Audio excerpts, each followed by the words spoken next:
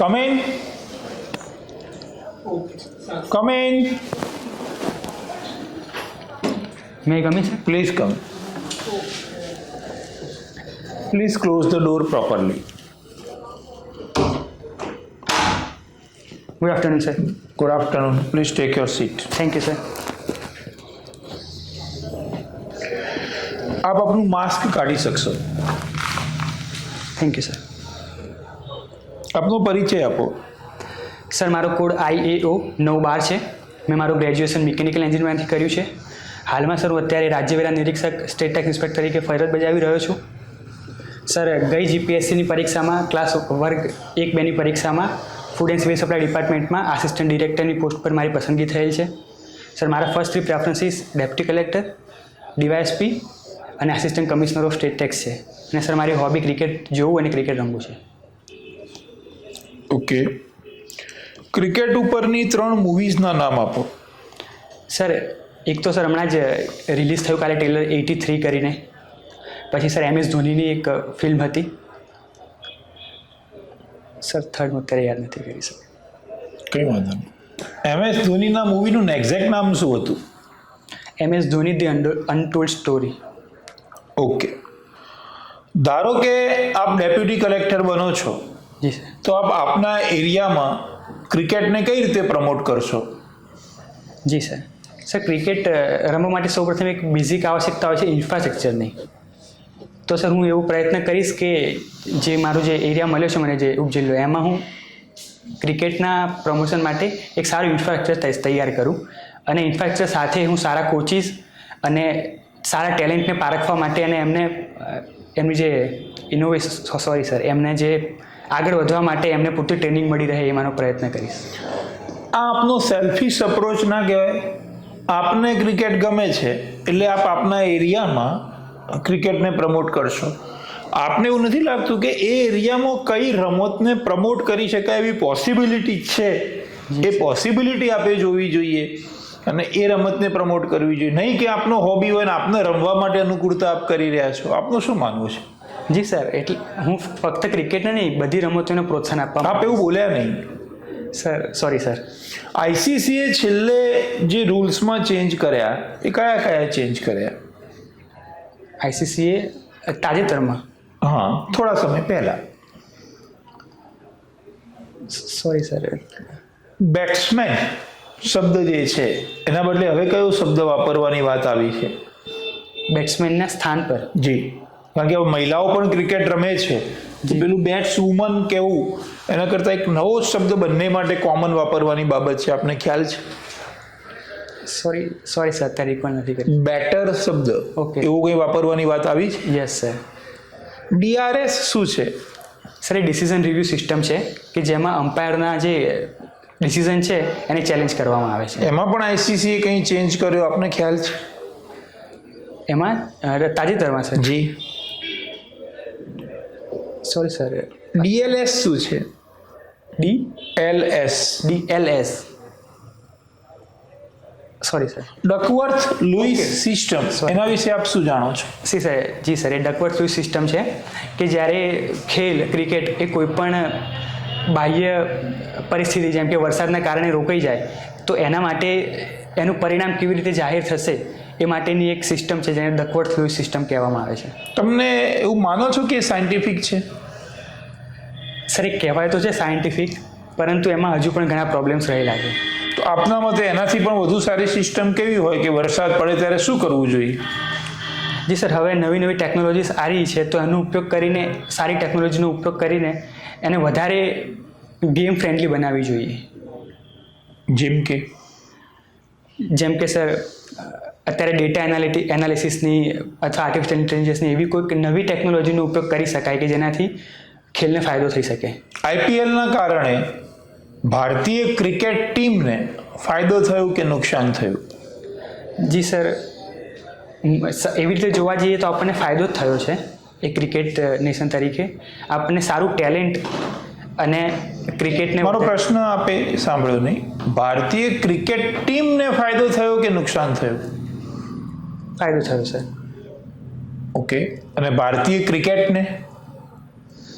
ભારતીય ક્રિકેટને સર મોટાભાગે તો ફાયદો જ કહી શકાય સર. ઓકે. ક્રિકેટનો આપનો આ જે હોબી છે એ આપને આપણો પહેલો પ્રેફરન્સ છે જીએસ, એમાં કઈ રીતે કામ લાગશે?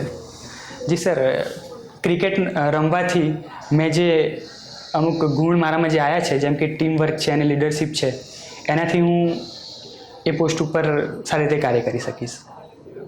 ઓકે. આપની બે વીકનેસીસ જણાવો. જી સર, એક વીકનેસ તો એ છે કે હું ઘણીવાર ફાસ્ટ બોલી જતો હોઉં છું, તો એના કારણે સર એ મારી આપ weakness ક્રિકેટમાં બોલિંગ પણ ફાસ્ટ કરો છો, ફાસ્ટ બોલર છો આપ? લાગે. જી સર. એ ગુણ આપના બોલવામાં પણ આવી ગયો છે? સર, અમુક વાર એવું થઈ જાય છે સર. આપ ફાસ્ટ બોલર છો? જી sir. Right hand? Yes sir.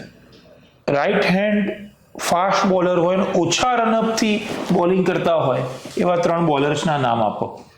જી સર, એક તો ભારતીય ટીમમાં છે જસપ્રીત બુમરાહ, જેની શોર્ટ રનર છે. જે સેકન્ડ છે ઇંગ્લેન્ડના બોલર છે જોફ્રા આર્ચર, જેની પણ કમ્પેરેટિવલી બીજા ફાસ્ટ બોલર કરતાં શોર્ટ રનઅપ છે. ભૂતકાળમાં આવા શોર્ટ રનર ધરાવતા બોલર કે જેમણે વિશ્વ વિખ્યાત થયા હોય એવા કોઈ નામ યાદ આવે છે?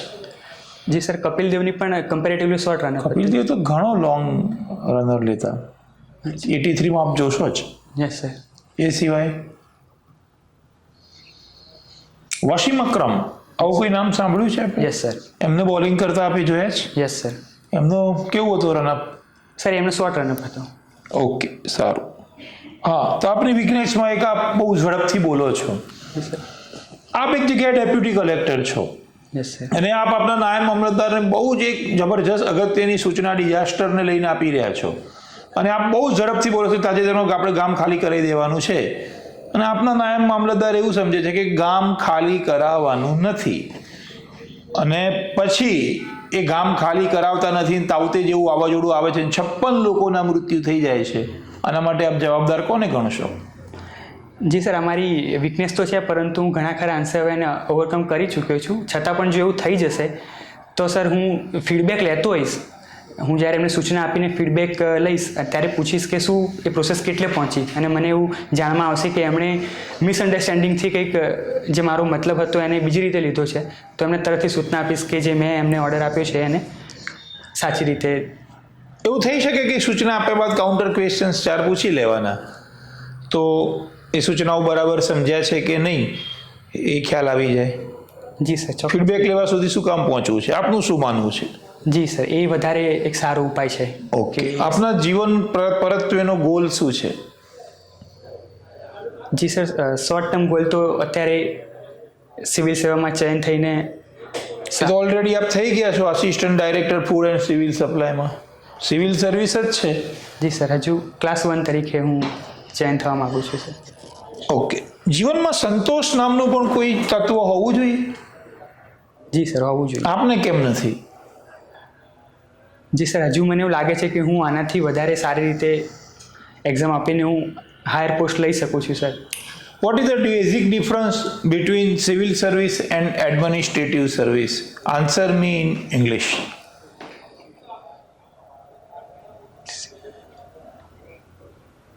Sorry sir, I am not able to answer that. Okay, you can give answer in Gujarati also. Sorry sir, મને ટૂંકમાં પ્રશ્નનો જવાબ જ આપને ખ્યાલ નથી. Yes, sir. કંઈ વાંધો નહીં. Assistant director food and civil સપ્લાયની બેઝિક 3 ડ્યુટીઝ કઈ છે? જી સર, એમાં એક તો આવે છે કે માપતોલ વિભાગમાં જો કોઈ વેપારી અથવા તો પેટ્રોલ પંપની મુખ્ય કામગીરી હોય છે કે જો માપતોલમાં કોઈ પ્રોબ્લેમ કરીને જો ગ્રાહકને પૂરતું વજન પ્રમાણે સામાન નથી આપવામાં આવી રહ્યો તો એની ઉપર કાર્યવાહી કરવાની હોય છે. સર, એક હોય છે કન્ઝ્યુમર કોર્ટમાં, એનું પોસ્ટિંગ આવે છે કન્ઝ્યુમર કોર્ટમાં, તો જે ગ્રાહકોની બાબતો હોય છે એનું સોલ્યુશન કરવાનું હોય છે. અને સર થર્ડ, એ મ્યુનિસિપાલિટીમાં હોય ત્યારે ફૂડ કંટ્રોલ તરીકે કાર્ય કરતા હોય છે. ફૂડ એન્ડ સિવિલ સપ્લાય અન્ન અને નાગરિક પુરવઠા વિભાગ એની 3 યોજનાઓ જણાવો.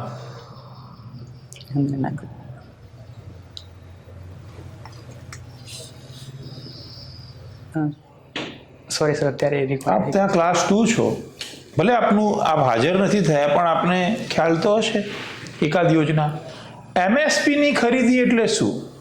જી સર, એમએસપીની ખરીદી એટલે કે જ્યારે ખેડૂત જોડેથી ટેકાના ભાવ પર ખરીદી કરવામાં આવે છે અને મિનિમમ સપોર્ટ પ્રાઇસ કહેવામાં આવે છે.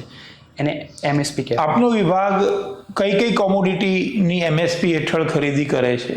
જી સર, ટોટલ સર 23 કોમોડિટીની ખરીદી થાય છે MSP અંતર્ગત. આપના વિભાગ હેઠળ? સોરી સર, એ હું નથી જાણતો. અત્યારે હાલમાં કઈ કોમોડિટીની ખરીદી થઈ રહી છે? હાલમાં સર મગફળીની ખરીદી થઈ રહી શું ભાવ છે મગફળીનો MSPમાં? છે. સોરી સર, મગફળીમાં 65નો ઉતારો એટલે શું? મગફળીમાં સર 65નો ઉતારો એવો શબ્દ વાપરવામાં આવે છે MSPની ખરીદીમાં. આપને ખ્યાલ છે? Sorry sir. કંઈ વાંધો નહીં. આપના રોલ મોડેલ કોણ છે? જી સર, ડૉક્ટર આંબેડકરજી. ડૉક્ટર બાબા સાહેબ આંબેડકરે લખેલા 2 પુસ્તકોના નામ આપી શકો? જી સર, એક તો સર ધ પ્રોબ્લેમ ઓફ રૂપી and second my thoughts on Pakistan. આપણે બંને પુસ્તક વાંચ્યા છે? Sorry sir. બાબા સાહેબ આંબેડકરની આત્મકથા કોણે લખી છે? બાબા સાહેબ આંબેડકરની આત્મકથા રવિન્દ્રનાથ ટાગોર કે મહાદેવભાઈ દેસાઈ? સર હું ગેસ કરી શકું? જી. મહાદેવભાઈ દેસાઈ. ઓકે. કોઈ પણ વ્યક્તિની આત્મકથા કોણ લખે? સર એમનાથી પ્રેરિત કોઈ માણસ હોય કે જેમણે એમણે જીવનમાંથી ઘણું બોધ ધારણ કર્યું હોય. આત્મકથા કોણ લખે? આત્મકથા તો સર પોતે જ લખવાની. પોતે જ લખે ને? ઓકે, સારું. સર બાબા સાહેબ આંબેડકર તમારા વધુ પડતી જોયું બરાબર.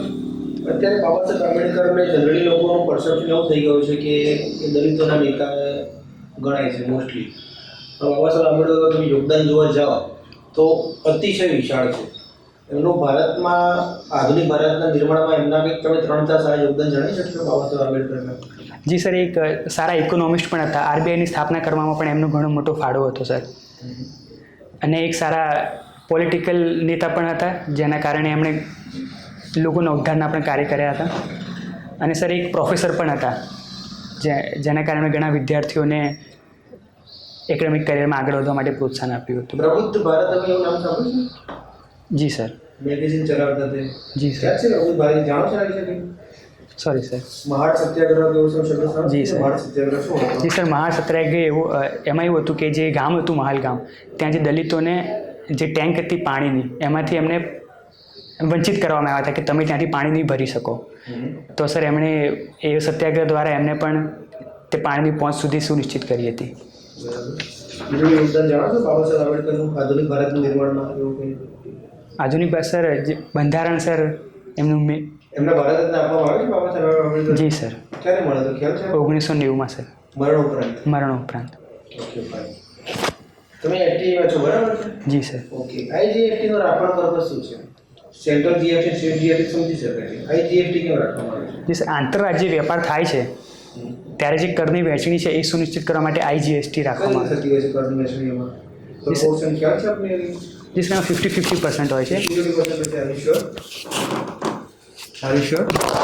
સર એમાં મેઇન વસ્તુ એ છે કે એ જે કન્ઝ્યુમર સ્ટેટ છે એને મળતું હોય છે. અને હોય છે સર, જો 18% GST હોય તો 9% એમાં સેન્ટરનું હોય છે ને 9% સ્ટેટનું. GSTમાં કરંટ કેટલા સ્લેબ છે અત્યારે? જી સર, 4 સ્લેબ છે. 4 સ્લેબ છે. કયા કયા? 5%, 5%, 12%, 18%, 28%. ઓકે. 0% સ્લેબ ના ગણે? ના sir. Are you sure? Sir શરૂઆતમાં આ મુદ્દે ઘણી વિવિધતા હતી કે 4 સ્લેબ ગણવા કે 5 સ્લેબ, પણ એ વખતે લેટ અરુણ જેટલીજીએ કન્ફર્મ કર્યું હતું કે GSTના 4 સ્લેબ છે. બરાબર છે. તમે ક્રિકેટને તમારો શોખ કયો છે બરાબર છે? જી સર. પરફોર્મન્સ એન્હાન્સર એવા કેમિકલ્સ પણ આવતા હોય છે, ખ્યાલ છે? કેમ લોકો લેતા હોય છે? જી સર, એનાથી સ્ટ્રેન્થ બૂસ્ટ થતી હોય છે, એટલે લાંબુ રમી શકાય થાક લાગ્યા વગર. ભૂતકાળ ઓલિમ્પિકમાં આપણી પર્ટિક્યુલર એક સ્પોર્ટની ટીમ ખરી અને આના માટે બહાર પણ મૂકવામાં આવી છે, ખ્યાલ છે તમને? ઇન્ડિયાની ટીમ સર. આ ઇસ્યુના કારણે સોરી સર. ઘણા રમતવીરોએ એમના પોતાના મેડલ્સ પણ પાછા આપેલા છે. જી સર. ખ્યાલ છે આપણે એના વિશે કંઈ? નાડા શું છે, ખ્યાલ છે? હા, national anti drugs authority. Anti drugs છે? Sorry sir. એન્ટી ડોપિંગ છે. Okay. What you understand doping? Sir, doping એટલે એક બાહ્ય કોઈ આવો પદાર્થ હોય એને શરીરમાં ડોપ કરવામાં આવે છે, એટલે શરીરમાં ઇન્સર્ટ કરવામાં આવે છે, એને ડોપિંગ કહેવામાં આવે. એટલે એના શું થાય મતલબ ડોપિંગથી? સર એના એ સ્ટ્રેન્થ એન્હાન્સર તરીકે હોય છે. કે એ ખેલાડીને એક સ્ટ્રેન્થ ઇન્ક્રીઝ કરી દે છે, એનાથી વધારે સારું પરફોર્મન્સ આપી શકે છે અને લોકો કરતાં વધારે એનામાં. સ્પોર્ટ્સમાં આજકાલ એવું કહેવાય છે કે હવે ટેકનોલોજી જીતી રહી છે અને સ્પોર્ટ્સ પર્સન પાછા પડી રહ્યા છે. જેમ કે તમને એક્ઝામ્પલ આપું, કોઈ સ્વિમર હોય તેનો સ્વિમ શૂટ હોય, એનું મટીરિયલ લોકો એવું વાપરે છે જેના કારણે પાણીની એકદમ લીસ્ટ રેઝિસ્ટન્સ લાગે, એના કારણે તરવાની સ્પીડ વધી જાય. બેટ્સમેન હોય, બેટ્સમેનના બેટ ઉપર ગ્રેફાઇટની પટ્ટી લગાવી દો અને શોર્ટ્સ એના નોર્મલ કરતાં થોડાક વધારે સારા જાય. બરાબર છે. તો એવું કહેવાય છે કે ટેકનોલોજી હ્યુમન પરફોર્મન્સ સરપાસ કરી રહી છે. તમે શું સમજો છો આનાથી? એ સર ટેકનોલોજીનો યુઝ એ ગેમના પરફોર્મન્સને એનહાન્સ કરવા માટે થઈ રહ્યો છે, પરંતુ સર ટેકનોલોજીનો ઉપયોગ ઘણા બધા ક્ષેત્રે થઈ રહ્યો છે, તો સ્પોર્ટ્સમાં પણ અમુક લિમિટમાં એનો ઉપયોગ થવો જોઈએ સર. ના, હું તમને એમ કહું છું કે ટેકનોલોજી હ્યુમન પરફોર્મન્સ સરપાસ કરી રહી છે. તમે શું સમજો છો આનાથી? એનો ઉપયોગ કેટલા સુધી યોગ્ય છે, કેટલી હદ સુધી? જી સર, એ ટેલેન્ટને સરપાસ ના કરે ત્યાં સુધી એ યોગ્ય છે. બરાબર. એના કોઈ મેઝરમેન્ટ છે એવા કોઈ કેટલી વાપરવી કેટલી ના વાપરવી એવું કંઈ? સોરી સર, એવું મારા કે ધ્યાનમાં નથી. તમે ક્રિકેટ રમો છો, બરાબર? બીસીસીઆઈનું લીગલ સ્ટેટસ તમને ખ્યાલ છે? સર, બીસીસીઆઈ એક સોસાયટી તરીકે તમિલનાડુ સોસાયટી એક્ટ અંતર્ગત રજિસ્ટર્ડ એક સોસાયટી છે. તો કઈ પ્રાઇવેટ સોસાયટી ખરી, એ કોઈ પણ આખા દેશને રિપ્રેઝેન્ટ કરે ઇન્ટરનેશનલ ફોરમ ઉપર, એ કેટલા અંશે વ્યાજબી ગણાય? જી સર, બીસીસીઆઈ એ ભારતીય ક્રિકેટને 1928થી હેન્ડલ કરી રહી છે, તો સર બીસીસીઆઈ સારી રીતે ભારતને ક્રિકેટમાં પ્રોત્સાહન આપ્યું છે. તો હું એના પરફોર્મન્સ વિશે આપણે ડાઉટ નથી કરતા. એમાં જે પ્રાઇવેટ બોડી આજના જમાનામાં એક ભારત જેવા સેકન્ડ મોસ્ટ પોપ્યુલસ કન્ટ્રીને રિપ્રેઝેન્ટ કરે ઇન્ટરનેશનલ લેવલ ઉપર, એ કેટલા અંશે યોગ્ય ગણાય? જી સર, હું એને યોગ્ય માની રહ્યો છું. બીસીસીઆઈ એના અંતર્ગત આવે છે? ના સર. તો વર્લ્ડની આટલી સૌથી highest revenue earning generating body છે અને આરટીઆઈ અંતર્ગતમાં નથી આવતી, તો મતલબ આ કેટલા અંશે યોગ્ય કહી શકાય આ વસ્તુ? જી સર, લોઢા સમિતિ એના રિપોર્ટમાં બીસીસીઆઈને આરટીઆઈ અંતર્ગત લાવવી જોઈએ એવું સૂચન આપ્યું હતું અને એને જરૂરથી ઇમ્પ્લિમેન્ટ કરી શકાય. લોઢા સમિતિના તમે જાણો છો શું રિકમેન્ડેશન હતા? 4-5 કહી શકશો? જી સર, એમાં એવું હતું કે 1 સ્ટેટ 1 વોટ અને 1 રિપ્રેઝેન્ટેટિવ, એનું ફર્સ્ટ રિકમેન્ડેશન એવું હતું. સેકન્ડ સર, બીસીસીઆઈને આરટીઆઈ અંતર્ગત લાવવી જોઈએ. એક ઓમ્બુડ્સમેનની પણ સ્થાપના કરવી જોઈએ એવું પણ રિકમેન્ડ કર્યું હતું. થર્ડ સર, યંગ ક્રિકેટર્સને એક ગાઈડ બુક તરીકે આપવાની પણ વાત કરી હતી. અને સર, નિયમિત ચૂંટણી યોજવાની પણ લોઢા સમિતિએ વાત કરી હતી. તમારા અત્યારે પ્રેફરન્સીસ કયા છે? જી સર, જીએસ, ડીવાયએસપી અને assistant commissioner of state tax. Okay, DYSP આપનો પ્રેફરન્સ છે સેકન્ડ નંબરનો? જી સર. તમારામાં એવી શું ખૂબીઓ છે કે તમે ડીવાયએસપી તરીકે સિલેક્ટ થઈ શકો? જી સર, હું હાર્ડવર્કને અને પરસિવરન્સને મારી ખૂબી માનું છું. એ તો ડેપ્યુટી કલેક્ટરમાં પણ એટલી જ રિલેવન્ટ છે. જી સર. કોઈ સ્પેસિફિક ક્વોલિટી આપણામાં ખરી પોલીસ તરીકે આપણામાં હોવી જોઈએ, જે બીજી કોઈ કેડરમાં ના હોય તો ચાલે? જી સર, હું ફિઝિક ગણી શકું.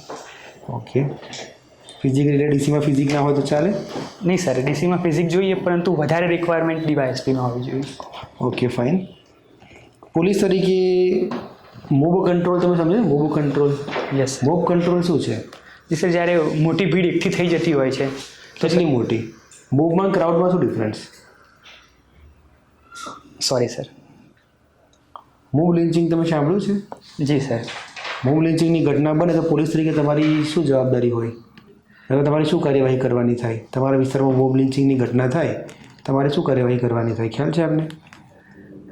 જી સર, હું શું કરી શકું કે શું કરવું જોઈએ સર, એ હું સમજ્યો નહીં આપ શું કહેવા માગો છો. શું કરી શકો આપ?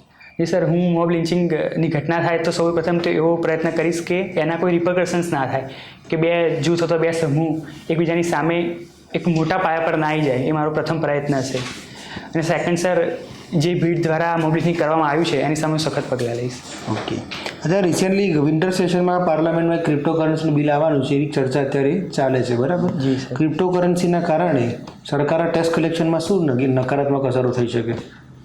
જી સર, ક્રિપ્ટોકરન્સી એક ડીરેગ્યુલેટેડ કરન્સી છે, એનું આરબીઆઈ દ્વારા કોઈ રેગ્યુલેશન નથી. તો સર, એના જે ટ્રાન્ઝેક્શન કેટલા થયા, ક્યાં થયા, એ સરકારના ધ્યાને નથી આવતું. એટલે બ્લોકચેન આધારિત છે તો ટ્રાન્ઝેક્શન ધ્યાનમાં આવે ને? બ્લોકચેનમાં તો મતલબ ડિસેન્ટ્રલાઇઝ અપ્રુવલ સિસ્ટમ હોય છે ને બ્લોકચેનમાં તો? જી સર. તો ટ્રાન્ઝેક્શન ટ્રેક કરો તો કરી ના શકે આમાં? પણ સર, અત્યારે આરબીઆઈ એ રેગ્યુલેટ નથી કરી રહ્યું બ્લોકચેનને, કારણ કે ઘણી બધી એવી કરન્સીસ છે. ક્રિપ્ટોકરન્સી લીગલ સ્ટેટસ શું છે ભારત દેશમાં અત્યારે? જી સર, ક્રિપ્ટોકરન્સી અત્યારે બેન નથી ભારતમાં. ઇલીગલ છે અત્યારે? ઇલીગલ ના કહી શકાય છે. ના કહી શકાય. આપણી પાસે તમારી પાસે એક પ્લોટ છે જે અમે વેચવા માગો છો અને હું ખરીદવા માગું છું. તમે ક્રિપ્ટોમાં પૈસા લેવા તૈયાર છો અને હું આપવા પણ તૈયાર છું. મારી પાસે ક્રિપ્ટો કરન્સી છે તો આ ટ્રાન્ઝેક્શન જો ઇલીગલ ના હોય તો આપણે ટ્રાન્ઝેક્શન કરી શકીએ એનું આપણે? જી સર, પણ એ લીગલ ટેન્ડર નથી ક્રિપ્ટોકરન્સી. એટલે મારે લેવું કે ના લેવું એ મારી ઉપર ડિપેન્ડ કરે. ફિયાટ કરન્સી શું છે? ફિયાટ કરન્સી સર એ લીગલ ટેન્ડર છે કે જેની ઉપર ગવર્નર દ્વારા એવું લખેલું હોય છે કે હું ધારકને 100 રૂપિયા આપવાની ખાતરી આપું છું અને એની પર ગવર્નરનું સહી હોય છે, તો એ સર ફિયાટ કરન્સી છે. 1 રૂપિયાના સિક્કા પર હોય છે? 1 રૂપિયાના સિક્કા ઉપર સર એમાં સહી કે આવું લખેલું નથી હોતું સર.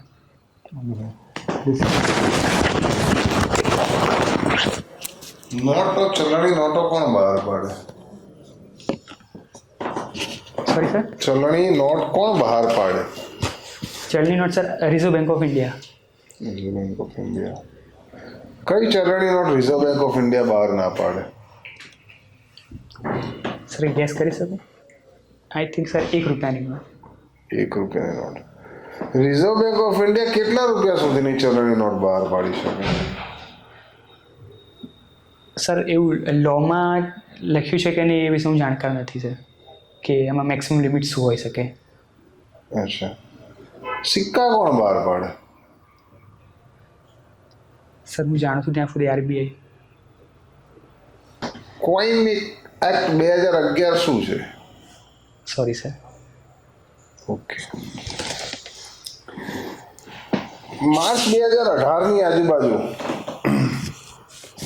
એટ્રોસિટી એક્ટની અંદર સુધારા બાબતનું સુપ્રીમ કોર્ટનું એક જજમેન્ટ હતું. એ વિશે શું જાણો છો તમે? જી સર.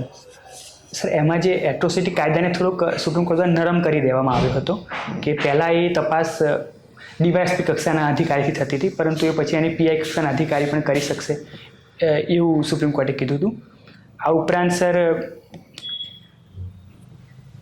હું પાકું નથી જાણતો પણ એમાં એવું પણ હતું કે એમાં એટ્રોસિટીની અંતર્ગત જે વ્યક્તિ સામે ગુનો થયો હોય એને પણ એક રજૂઆતની મોકો આપવો જોઈએ એવું પણ સુપ્રીમ કોર્ટે કીધું હતું. આપનું શું માનવું છે કે સુપ્રીમ કોર્ટના જજમેન્ટને ઇટસેલ્ફ અ લો, જજમેન્ટ પણ કોઈ પણ પેપર કોર્ટનું જજમેન્ટ એ લો છે, એને સંસદ દ્વારા તરત જ રદ કરવામાં આવ્યું. આપનું શું માનવું છે એના ઉપર? જી સર, સુપ્રીમ કોર્ટના એ જજમેન્ટને સંસદે કાયદા દ્વારા બદલી નાખ્યું હતું. સર કોઈ પણ કાયદો બનાવતા પહેલાં પ્રજાનું શું એ વિશે વિચાર છે એ પણ જાણવું જોઈએ અને સુપ્રીમ કોર્ટના ચુકાદા પછી લોકોએ એનો વિરોધ પણ કર્યો હતો. સરકારે લોકોની ભાવનાને ધ્યાનમાં રાખીને એ કાયદામાં ફેરફાર કર્યો હતો. Sir farm loss, 3 farm loss સરકારે વચન આપ્યું છે કે એને રદ કરી દેવામાં આવશે. એ વિશે આપનું શું માનવું છે? જી સર, ફાર્મ લોઝ હવે રિપીલ થઈ ગયા છે સર. તો જ્યારે એને બનાવવામાં આવ્યા ત્યારે જે સ્ટેક હોલ્ડર સાથે ચર્ચા વિચારણા નથી કરવામાં આવી સર. એના કારણે દેશભરમાં ઘણા ખેડૂત સંગઠનોએ વિરોધ કર્યો હતો. એ જોતાં સરકારે એને ફાર્મ લોઝને રિપીલ કર્યા છે સર. સુપ્રીમ કોર્ટનું જજમેન્ટ સરકારે રદ કર્યું, ફાર્મ લોસ સરકારે રદ કર્યા, તો ડેમોક્રેસી કઈ બાજુ જઈ રહી છે? આપ શું માનો છો? જી સર, ભારતની ડેમોક્રેસી ચેક એન્ડ બેલેન્સ જેવી છે સર. સંસદના કાયદાને સુપ્રીમ કોર્ટ પણ ચેક કરી શકે છે અને સુપ્રીમ કોર્ટના જજમેન્ટને પણ સંસદ કાયદા દ્વારા રદ કરી શકે છે. તો સર ડેમોક્રેસી એમાં એ બેલેન્સ હોવું જરૂરી છે સર. હમણાં તાજેતરમાં ગુજરાત સરકારની મુખ્યમંત્રી પદેથી ભૂતપૂર્વ મુખ્યમંત્રી રાજીનામું આપ્યું, નવી સરકારની રચના કરવામાં આવી. જી સર. શું કારણ હોઈ શકે એનું? સર એમાં સર પોલિટિકલ એંગલ પણ છે અને સર જે લોકોની ભાવના હતી એમાં પણ એને ધ્યાનમાં રાખવામાં આવી. પોલિટિકલ એંગલ શું હતો એમાં? જી સર, સેકન્ડ વેવ દરમિયાન સરકારની કામગીરીથી ઘણા લોકો અસંતુષ્ટ હતા. તો સરકાર એવું ચાહતી હતી કે એક નવો જે ચહેરા સામે આવે અને જે પ્રજાની જે અસંતોષ છે એને ઓછો કરી શકાય. અને અમુક લોકોનો જે વિરોધ હતો એ શું છે? સર સમજી નહીં શકું. આપે કીધું ને પોલિટિકલ એંગલ હતો અને થોડોક લોકોનો વિરોધ પણ હતો, એ શું હતું? જી સર, જે લોકોનો વિરોધ પણ એને લઈને જ હતો કે જે સરકારની કામગીરીથી અસંતુષ્ટ હતા જે કોરોનાની સેકન્ડ વેવ આવી એ દરમિયાન. તો સર એ અસંતોષ ઓછો કરવા માટે આ પગલું લેવામાં આવ્યું છે. રાજ્ય સરકારે સેકન્ડ વેવમાં જે અસંતોષ હતો, આપનું જે માનવું છે એ મુજબ, તેમાં કયા કયા સુધારા થર્ડ વેવની સામે લડવા માટે કરેલા છે અત્યારે? જી સર, એ વખતે જે મેન અસંતોષ અથવા તો જે કારણ હતું સેકન્ડ વેવનું અને ઘણા લોકોના મૃત્યુનું, એ ઓક્સિજનની કમી એક હતી. તો અત્યારે સરકારે જે પ્રેશર સ્વિંગ એબ્ઝોર્પ્શન પ્લાન્ટ જેને કહી શકાય, જે ઓક્સિજન જનરેશન માટે કામમાં આવે છે, એ ઘણી હોસ્પિટલોમાં એની સ્થાપના કરી દીધી છે. અને સેકન્ડ વેવ પત્યા પછી સરકારે દરેક હોસ્પિટલમાં કેટલા ઓક્સિજન બેડ હશે, અને એવું પહેલાં એવી માન્યતા હતી કે થર્ડ વેવ એ બાળકોને વધારે અફેક્ટ કરશે, તો એ માટે બાળકોની કેટલી પથારી હશે એ વિશે પણ સરકારે અત્યારે બધી જાહેરાત કરી દીધી છે. ગાંધીનગરમાં બાળકો માટે કોવિડ સામે લડવા માટે એક હોસ્પિટલનું સેપરેટ જગ્યા પર આયોજન કરવામાં આવ્યું હતું, એ બાબત જાણો છો? Sorry sir. Okay. Vibrant Gujarat summit વિશે શું જાણો છો? જી સર, વાઇબ્રન્ટ ગુજરાત સમિટ એ દેશ અને વિદેશના રોકાણકારોને આકર્ષવા માટે એક સમિટ છે કે જેનાથી ગુજરાતને વધારે રોકાણ પ્રાપ્ત થઈ શકે અને ગુજરાત એક વધુ સારું ઇન્ડસ્ટ્રી સ્ટેટ તરીકે ઉભરીને સામે આવે. કયાની વાઇબ્રન્ટ ગુજરાત સમિટ છે? Sorry sir. નવ વાઇબ્રન્ટ ગુજરાત સમિટોના લીધે કયા બે એવા મોટા સુધારા અથવા ગુજરાતને એવા કયા બે લાભ થયા છે કે જે વાઇબ્રન્ટ ગુજરાત સમિટની અંદર થયેલા એમઓયુના લીધે રાજ્યને ફાયદો થયો હોય, એવા બે કોઈ ઉદાહરણ આપો?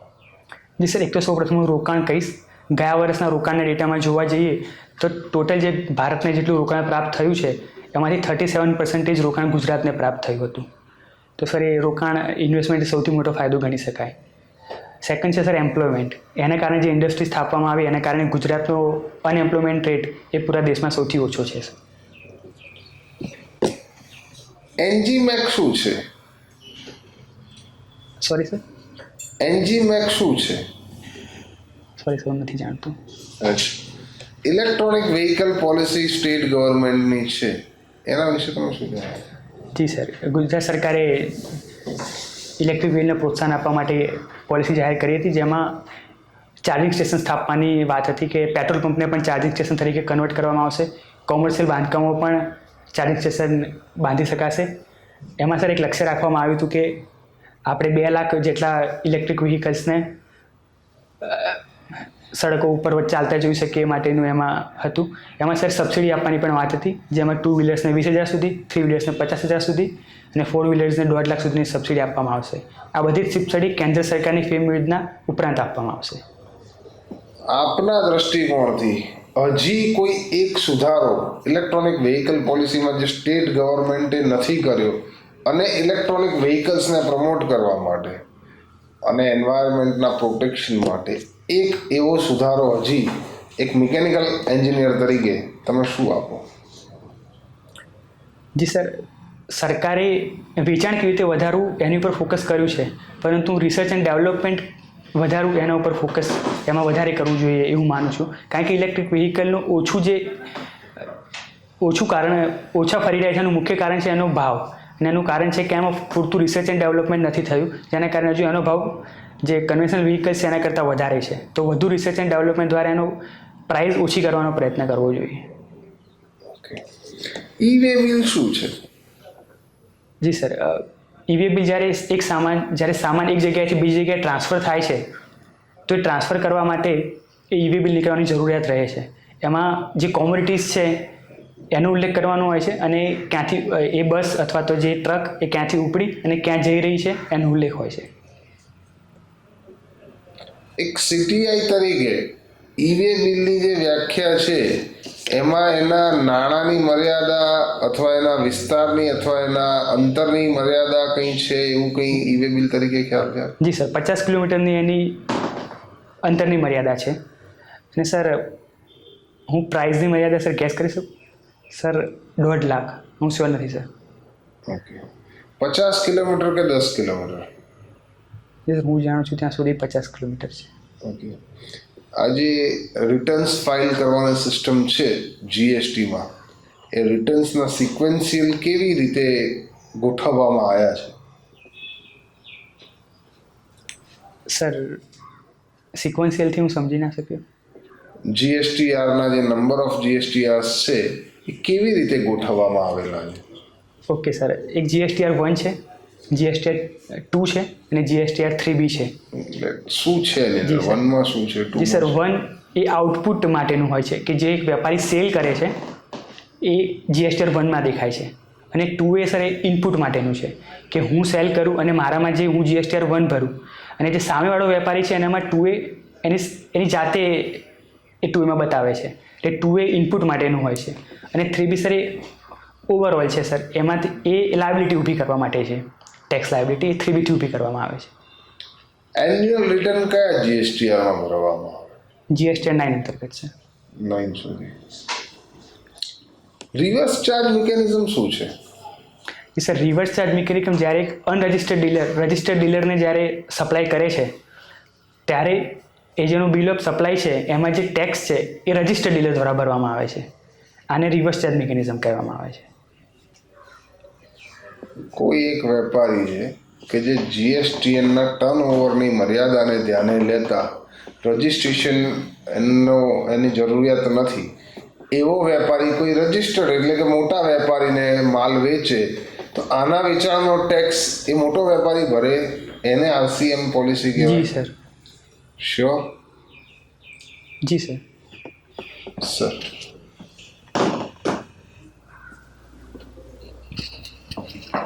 ગુજરાતમાં મિકેનિકલ એન્જિનિયરિંગના કેવા સ્કોપ છે? જી સર, ગુજરાતમાં ઓટોમોબાઈલ એન્જિનિયરિંગ, ઓટોમોબાઈલ ઇન્ડસ્ટ્રી એ સારી રીતે વિકસી છે, તો આપણે કહી શકીએ કે મિકેનિકલ એન્જિનિયરિંગનો સારો સ્કોપ છે ગુજરાતમાં.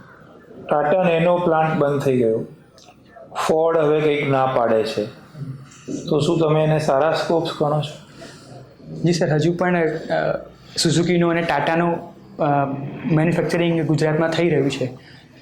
સર, ટાટાની નેનોની જે પ્લોટ હતો એ અત્યારે બંધ છે, પરંતુ ટાટાની બીજી કારોનો મેન્યુફેક્ચરિંગ અને સુઝુકીની પણ મેન્યુફેક્ચરિંગ ગુજરાતમાં ચાલુ છે sir. Okay. Electrical vehicle policy આવવાથી મિકેનિકલ એન્જિનિયરિંગ સેક્ટરને ફાયદો થશે કે નુકસાન થશે? જી સર, મિકેનિકલ એન્જિનિયરિંગ ક્ષેત્રને આપણે કહી શકીએ કે 50-50 સર કહી શકાય, કારણ કે 50 નુકસાન શું થશે?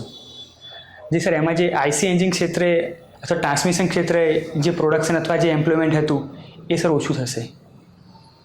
હા, પણ જે મશીનની બોડી છે, મશીન છે, એન્જિન છે, એ તો વધારે કાર્સ ધારો કે બને છે તેનાથી ફાયદો થાય જ ને.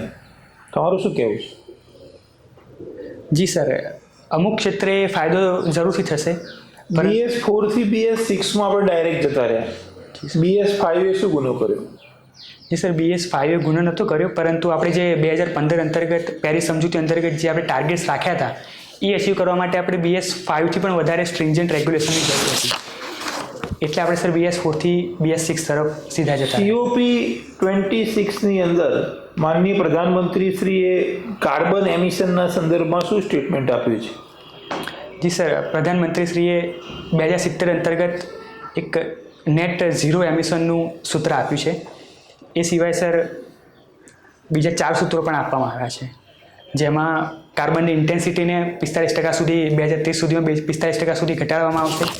1 બિલિયન ટન કાર્બન ઉત્સર્જનને ઇકોનોમીની ઇન્ટેન્સિટીથી ઘટાડવામાં આવશે. સર, એમાં 500 ગીગાવોટ સુધીની રિન્યુએબલ એનર્જીની સ્થાપના કરવામાં આવશે અને નોન ફોસિલ ફ્યુલથી 50% સુધી એનર્જીની સ્થાપના કરવામાં આવશે. Very good. આપનો ઇન્ટરવ્યૂ પૂરો થાય છે, આપ જઈ શકો છો. Thank you sir.